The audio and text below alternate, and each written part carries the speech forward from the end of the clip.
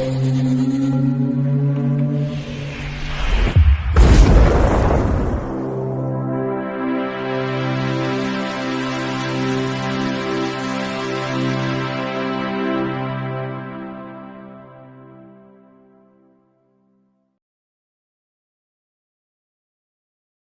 back, it's me, Ian.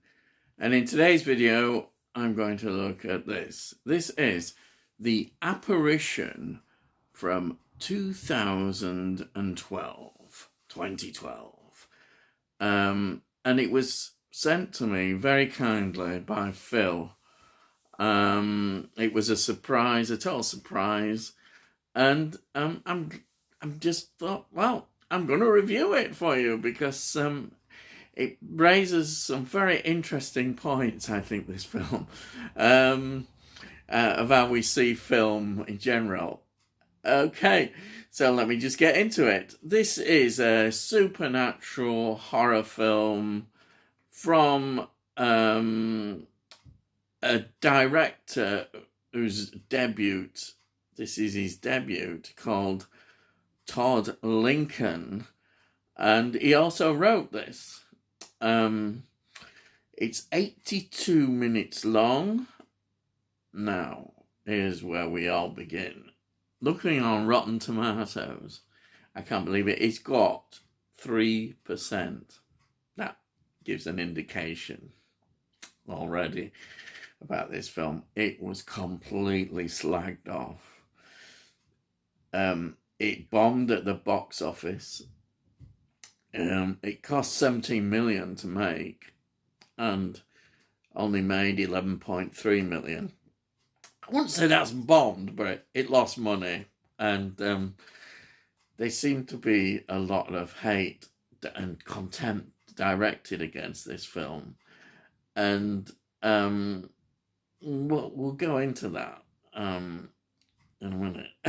So let me just say that this has got a good cast. The three lead actors who are mentioned in this film are very interesting. We've got now Ashley Greene, who plays Kelly.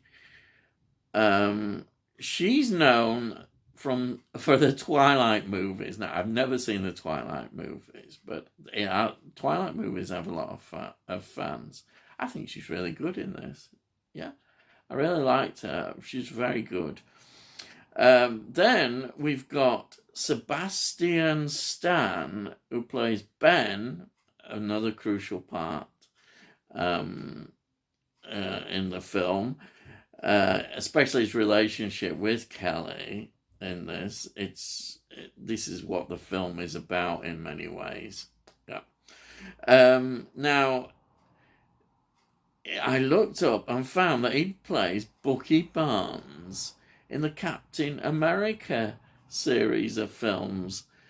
So since the Captain American films began, he's played that, been in there right up to the 2021 miniseries. So that's really interesting. It shows you, the kind of pedigree we've got here in this film. And then the other character in this film is played by Tom Felton. I'm saying main characters. Yeah. Now he his pedigree is that he was Draco Malfoy in Harry Potter films. So you're already getting a really interesting cast. And to me, I think they do a great job. There are other supporting members of the cast, but these three lead actors of the film do a great job. And I'm beginning to wonder sometimes whether I'm from another planet. I see things very differently. And I'm looking and thinking, why was there so much hate and fuss about this film? What was, really, you just wonder. But I suppose that's the consensus, and everybody jumps on the bandwagon and says, yes, this is bad. And I can see why they might say this. I mean, they'll look at the similarities to films like The Grudge, Ring, Paranormal Activity, Pulse, all these kind of films.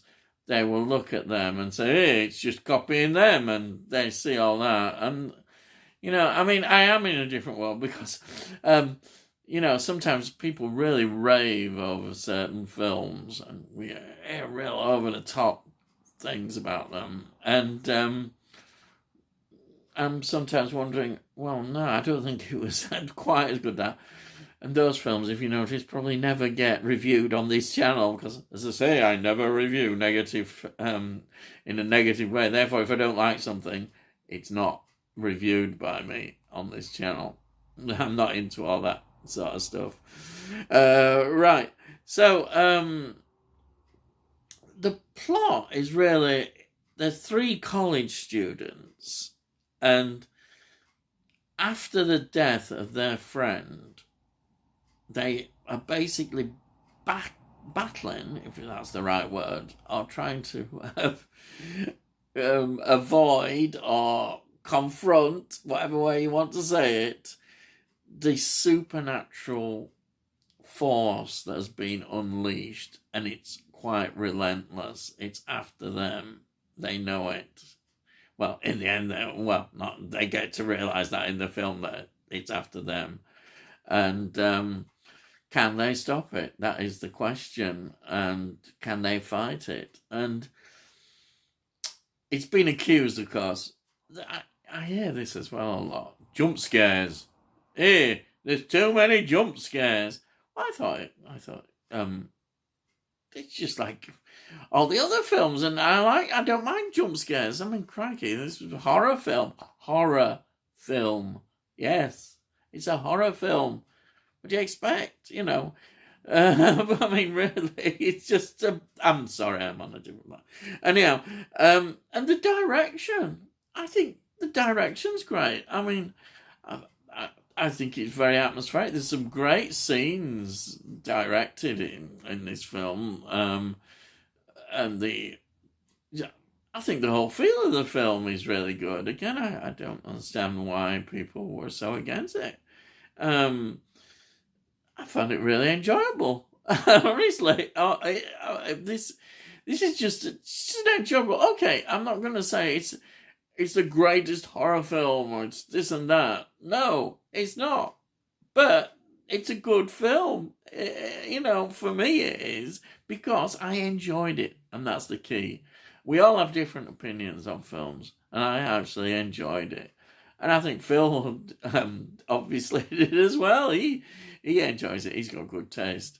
You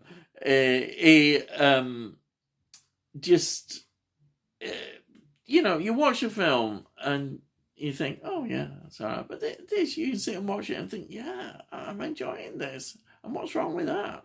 I know it may not be the greatest in the world, but it doesn't matter. And I think it does stand up quite well, as I say.